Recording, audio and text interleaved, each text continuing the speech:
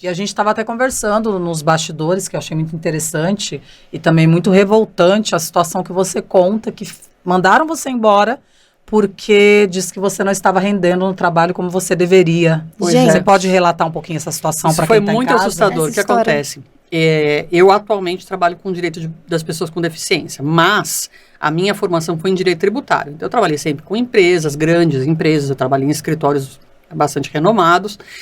E eu tinha um esquema que eu entrava para trabalhar, sei lá, 8 horas da manhã e saía 10 da noite. Então, quando eu tive meus filhos, eu contratei babá. E isso, assim, doía no meu coração, mas eu pensava, poxa, eu estou trabalhando para poder pagar todo esse conforto para eles. E uma vida melhor para os seus filhos. Exatamente. Mas eu não curtia muito os dois. Às vezes eu chegava em casa e eles já estavam dormindo. Eu amamentei super pouco, voltei a trabalhar quando meu filho nasceu. Depois de 2 meses eu voltei a trabalhar, enfim. Um esquema bem puxado. Mas mesmo assim eu ia levando. O que acontece, que é muito típico dentro do caso do autismo, ao contrário, por exemplo, de uma síndrome de Down, que você já consegue saber, às vezes, num exame pré-natal.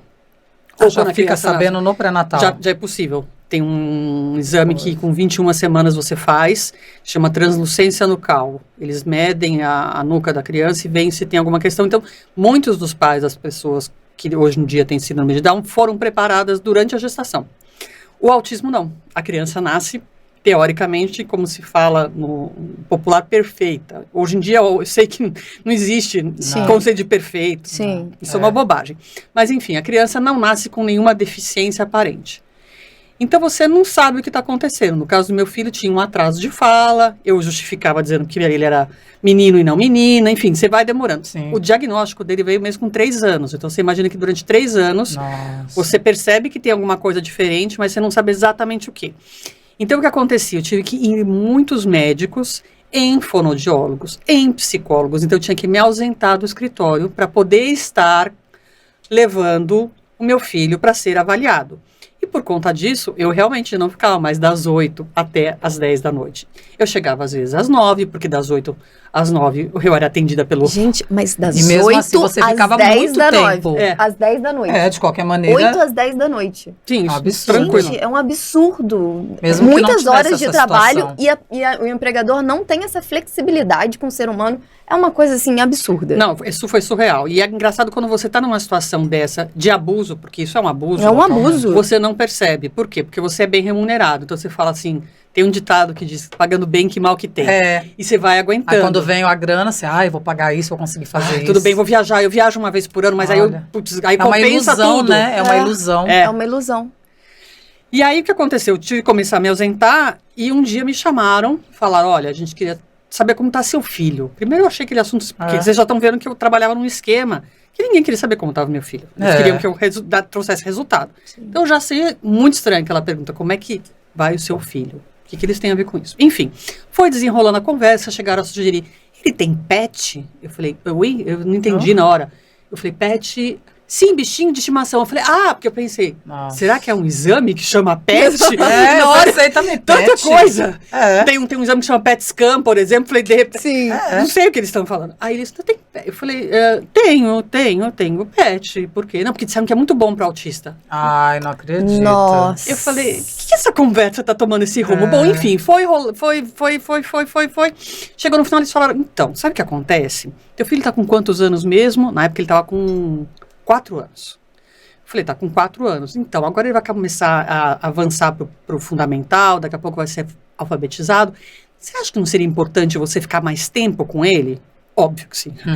Então, que tal você sair do escritório? Eu falei, mas aí eu pago como a escola? Nossa, que tal você sair do escritório? E eles ainda querem induzir você a pedir demissão, Exato. Né? Ao invés de demitir, eles não têm a coragem, né, de demitir, eles induzem a pessoa a pedir demissão. Que absurdo. Colocando culpa dentro de mim, do tipo, você não tá se dedicando como mãe. Teu filho, se duvidar, tinha uma linguagem cifrada do tipo, seu filho tá com um problema porque você não tá com ele. É um absurdo. É muito maluco. É um absurdo. Aí eu lembro que eles falam assim, será que em 2 semanas você sai? Nesse dia eu falei, não, em 2 semanas não, eu saio agora. Porque, assim, foi tão absurdo. Eu saí de lá completamente perdida. Imagina. Sem entender. Você tinha anos lá já de 14 trabalho. anos. Nossa. Eu falo, não eram 14 meses, não eram 14 semanas, eram 14 anos. E a consideração, né? E, quando a pessoa, e aí, quem tá lá em casa, né? Porque o pessoal gosta de falar que a dor do outro é mimimi, que a mulher é cheia de frescura, que feminismo não sei o quê, e esquece que o feminismo é o que está ajudando nós mulheres a, sem radicalidade em nada. Não estou falando de radicalidade, nem preferindo o outro. Estou falando como mulher, que a gente vive na pele, no caso dela,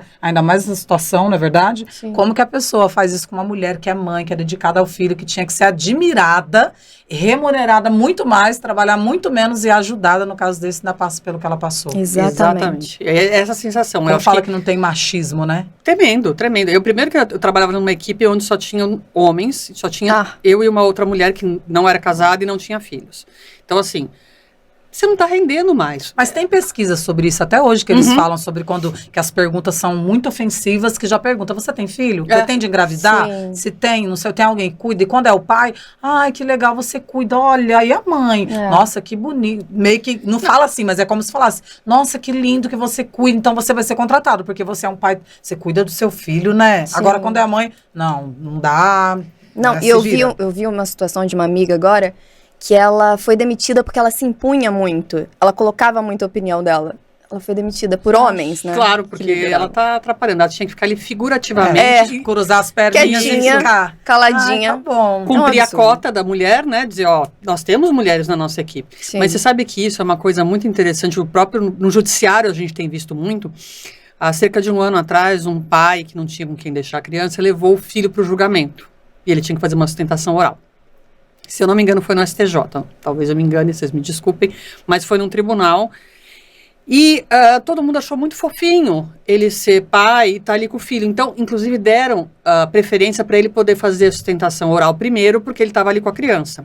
Olha. E a gente já teve hipóteses, que a gente tem filmado isso, de casos de mulheres que estão na pandemia, de repente com a criança do lado, fazendo a audiência, e o desembargador virar e falar, olha, você controla essa criança porque ela está chorando e atrapalhando o julgamento. Nossa. Então, assim, é realmente um peso e duas medidas. Quando é para o homem, que maravilhoso, ele cuida do filho. Exatamente isso que você falou.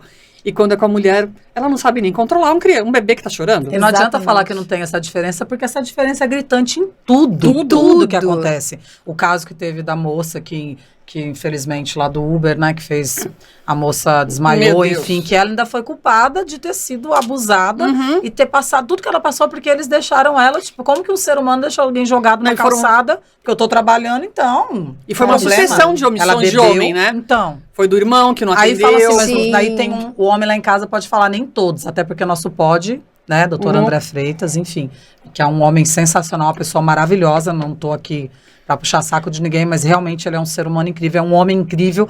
Então, assim, nem todos, claro, como ele não é assim, mas a maioria. Sempre um homem, né? Sempre então, um homem. os homens que estão assistindo, em vez de falar nem todos, melhore.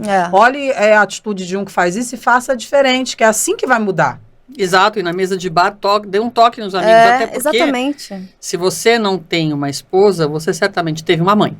Ainda que você não teve filho, você certamente teve uma mãe. Então pense, se você querer que a sua mãe fosse tratada assim em algum momento da vida dela. Eu acho que... Exatamente, esse é o ponto. Não é?